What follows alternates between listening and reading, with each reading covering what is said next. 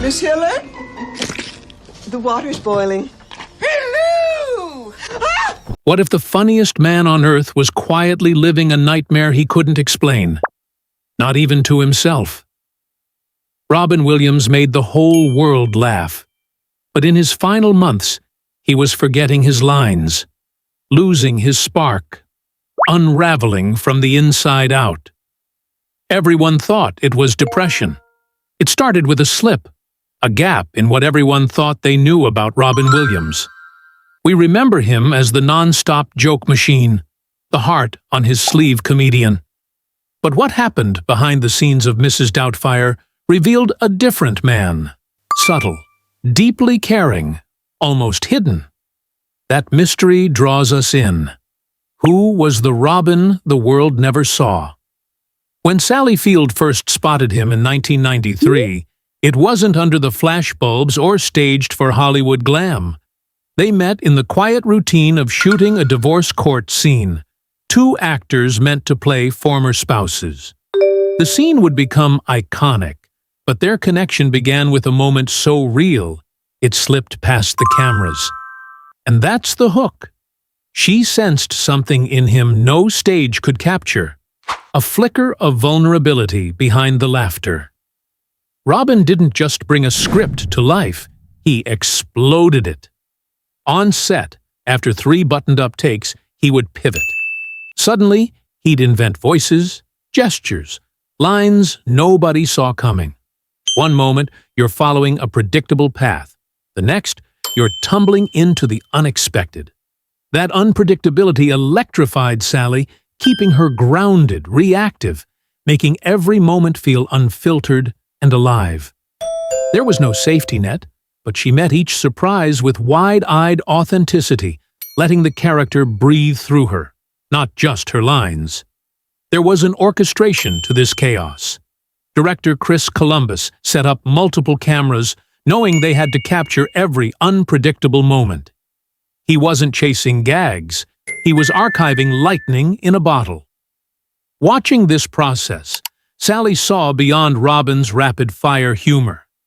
She saw his obsession with authenticity, his insistence that laughter had weight. He didn't want to just make people laugh, he wanted to make them feel. And that meant respecting the story's heart. He was relentless, diving into every take until the scene felt honest. It's a betrayal of expectations.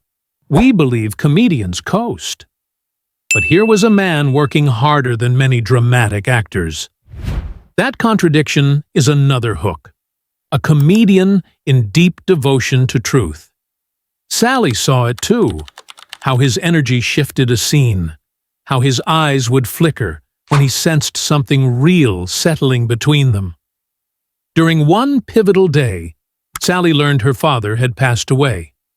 She tried to carry on, numb and hollow on the inside. Robin noticed. No cameras, no audience, just a man sensing his co-star's pain. He stopped the shoot. He made people shift schedules so she could go home, grieve, breathe. They shot around me the rest of the day, she recalled, and she'd never shared this until recently. That moment peeled away the layers. This wasn't just improvisational genius on display, it was empathy in full force. That care came straight from his core.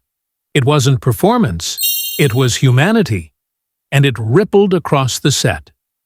Crew members say he'd wander over to crack jokes to lift morale, then quietly check in on someone struggling. He was spontaneous with his humor, but deliberate with his heart. And that mix created a rare environment. A place where laughter could bloom alongside compassion. That contrast, madcap humor meeting grounded kindness, is another hook pulsing under the scenes. It shaped a kind of magic you can't script. This balance made Sally Field stay present, stayed honest. She didn't try to outrun him. Instead, she met him at his speed, and together they created characters that lived and bled. Their on-screen chemistry became a mirror of their real bond. She, calm and emotionally available. He, wild energy with sharp emotional radar. They weren't competing. They were harmonizing. It allowed bittersweet moments to land naturally. Quiet heartbreak softened by laughter. It's why Mrs. Doubtfire still resonates, because it breathes genuine warmth amid the caricature. Even years later, in documentaries like Robin's Wish and Come Inside My Mind, his collaborators describe him as a man driven by joy, but shadowed by pain. Someone striving to give, even when battling inner storm. Back on set, Sally watched him keep pushing. He'd revisit a scene until the emotion landed, whether tears or belly laughs. He demanded both, knowing one elevated the other. He viewed comedy as a vessel for something more, truth wrapped in amusement. And even when things got heavy, he carried care into every corner, pulling the team in, pulling them up. That generosity left an imprint. Sally didn't just get laughs in return. She got a lifelong memory of what real collaboration looks like. That is the tension that colors this story. He was reckless in spirit, meticulous in heart. That paradox fueled moments that felt unscripted, authentic. It changed the way Sally acted, led her into deeper emotional territory, and changed the tone of the film itself. It invited audiences to feel more, to remember that humor can coexist with heartbreak. That's the emotional twist few expected, and what makes this partnership still feel alive. When we left off, we were left wondering, how did a man known for wild comedy become such a steady anchor in moments of pain? The answer came crashing back in 1993 on the set of Mrs. Doubtfire.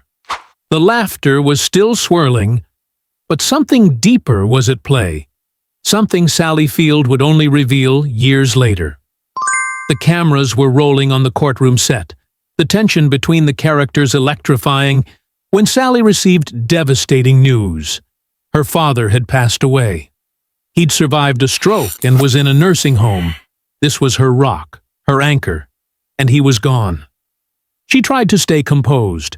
She stepped into her camper trailer, tugged her composure into place, and walked back to resume the scene. Cameras would roll. Take one, take two. She fought back tears, but she didn't break. In that moment, Robin made a move most might never expect. Without hesitation, he approached director Chris Columbus and demanded a schedule change so she could leave. He quietly said, "She needs space today." And suddenly, the whole production bent around her sorrow. "They shot around me the rest of the day," she later said. That wasn't Hollywood theatrics. That was real humanity fueled by instinct. That hook, comedy star turned crisis manager, resonated deeply. Sally has called it a moment she never shared before. It wasn't for show. He understood the weight she carried, and he made sure she didn't have to fake strength any longer. This gesture wasn't isolated. Crew members recall that Robin's kindness rippled through the entire set. He wasn't the kind of star who kept a bubble around himself. He mingled with grips and PAs, checked in with makeup artists, and offered laughter or a listening ear as needed. It wasn't performance, it was his nature. And it tied back to a bigger story. Off-screen, Robin's compassion had a grand stage. Comic Relief, USA. Launched in 1986 with Billy Crystal and Whoopi Goldberg, this televised benefit directed its earnings toward homelessness. Over the decades, it raised more than $80 million. He also quietly supported St. Jude's, veterans' causes, and literacy programs, all without fanfare. Here's a powerful hook. He wasn't just raising money, he was changing lives. His daughter Zelda recently shared that he intentionally hired homeless people on his film sets and tours, giving them dignity and hope one person at a time. He turned his platforms into lifelines. And back on the Doubtfire set, That same spirit manifested in how he cared for Sally. Her grief was raw, personal, and unplanned. He made it possible for her to process it. Again, no announcement, no headlines, just compassion in motion. Sally says it reshaped her entire memory of Robin. The man who spun voices and jokes with unstoppable energy could also be quiet, observing, caring, reading the room better than anyone. That's the tension that makes this story gripping. The man who could ignite laughter with one breath could also feel sorrow with another, and act on it. This part of the story is a bridge into something more profound, how a raging comedian could carry such gentle empathy. We're moving toward the third part, but before we go, let's pause and feel the weight of it.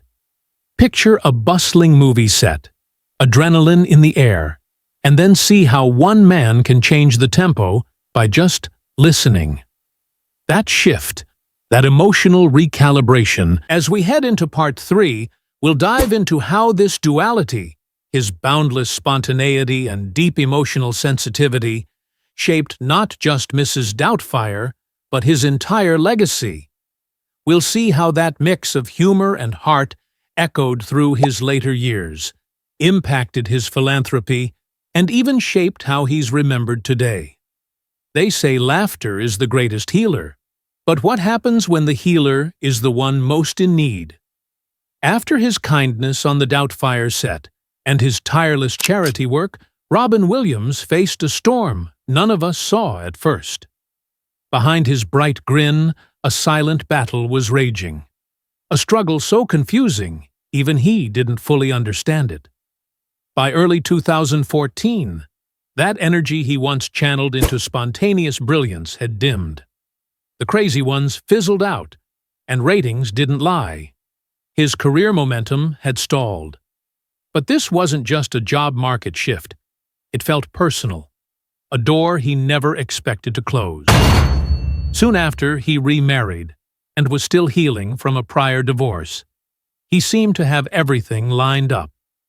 But something deep within was shifting. But it got worse. Only after his death did an autopsy reveal the truth. Not Parkinson's, but Lewy body dementia, a stealthy, heartbreaking brain disorder that steals cognitive and physical control and often masquerades as something else. Imagine the horror of reacting to symptoms, a mind slipping away, yet never knowing why. This twist is one of the most tragic hooks. The misdiagnosis wasn't just a medical mistake, it was a lie he believed. Friends recall him sinking into paranoia, forgetting lines, questioning reality. Director Sean Levy shared that Williams would call in the middle of the night, baffled over footage, terrified he'd ruined it. On film sets, one moment he was Theodore Roosevelt cracking jokes, the next he was lost, struggling to recall who he was. It was terror with no script. His wife, Susan, captured it best, calling it the terrorist inside my husband's brain. He wasn't losing a role, he was losing himself. And that internal collapse is a hook that demands we pay attention. How would you hold it all together if your brain betrayed you? He soldiered on, work, therapy sessions, alternative treatments, but nothing could reboot his mind. He fought, for family, for craft, but the enemy was overwhelming. In his last months, the balance tilted, and the man who made so many feel seen was losing himself. Behind a wall no one knew how to break through. When the news broke on August 11th, 2014, the world reeled. Obituaries paused, laughter trembled, and the silence that followed spoke volumes. Fans were stunned. Colleagues were devastated.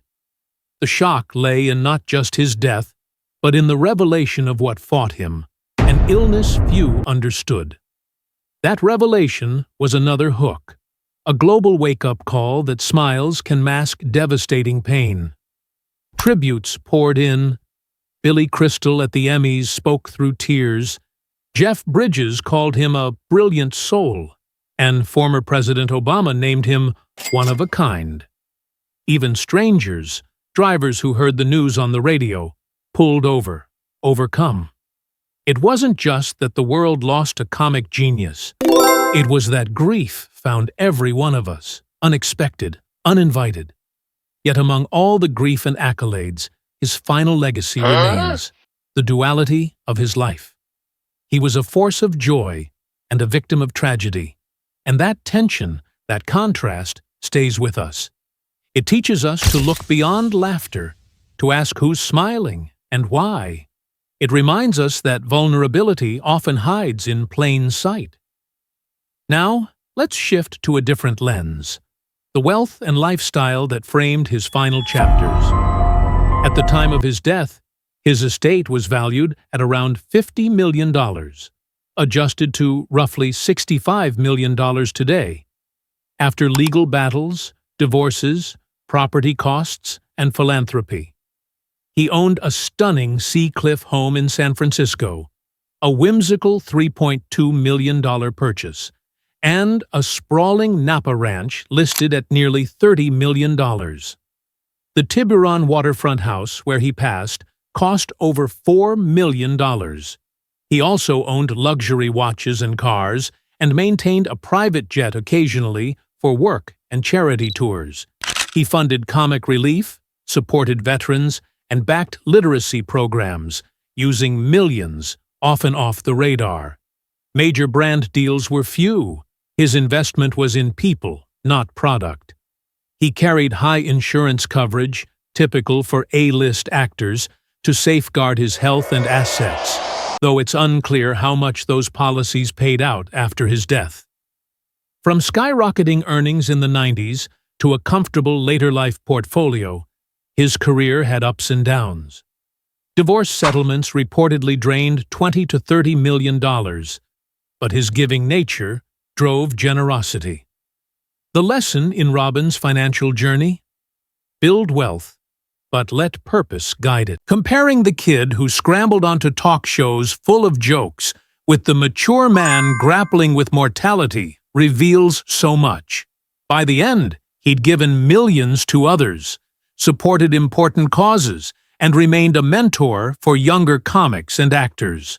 His influence extended far beyond box office numbers.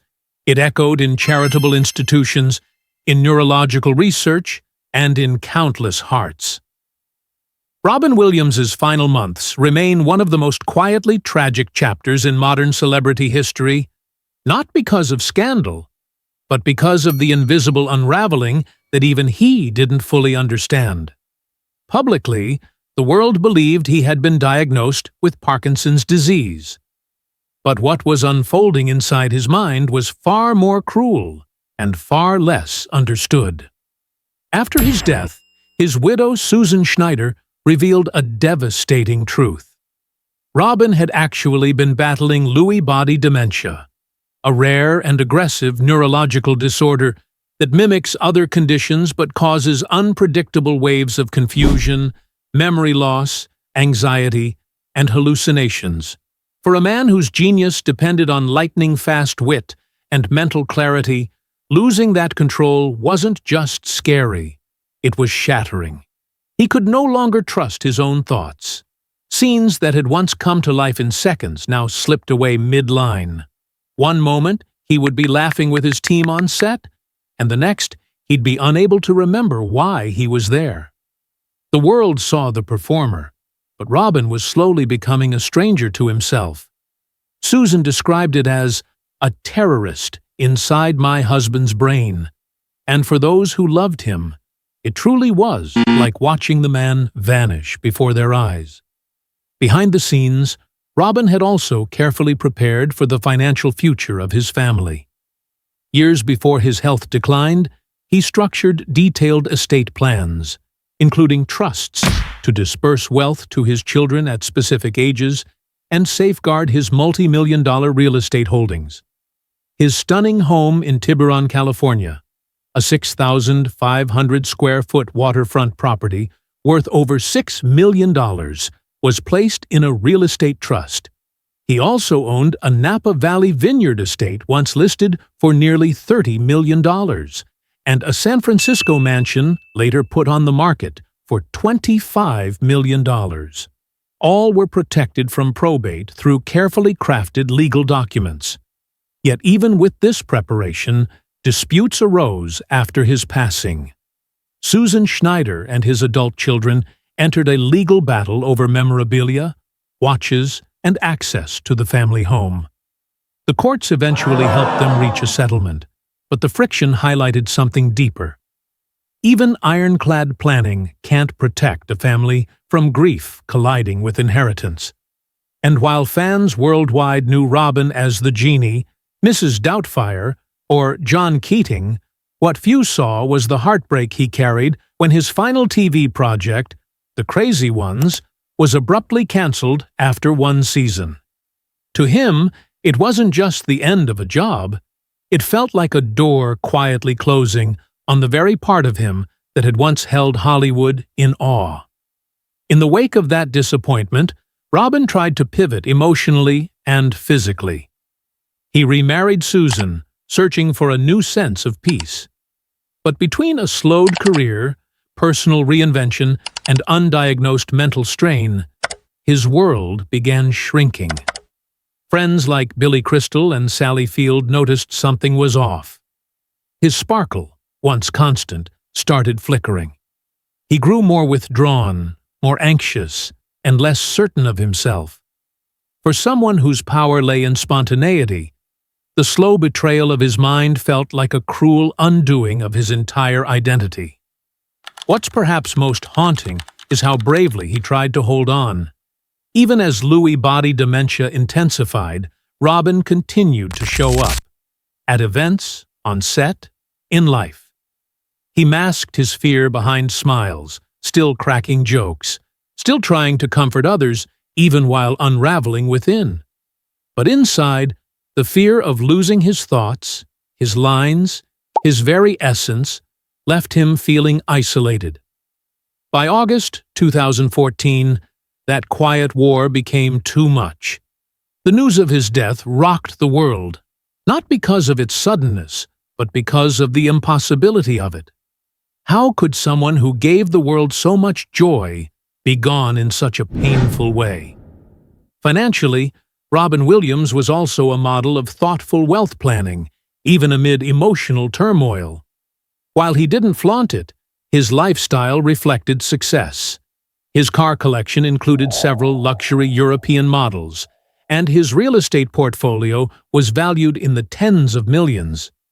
Though not a celebrity who splurged publicly on private jets or hypercars, Robin invested wisely in properties and kept personal insurance policies to protect his family. His approach, trust-based planning, diversified assets, and minimal debt, offered a quiet financial blueprint for anyone in high-income careers. He didn't chase headlines with flashy purchases. Instead, he built a legacy meant to endure, and, for the most part, it did.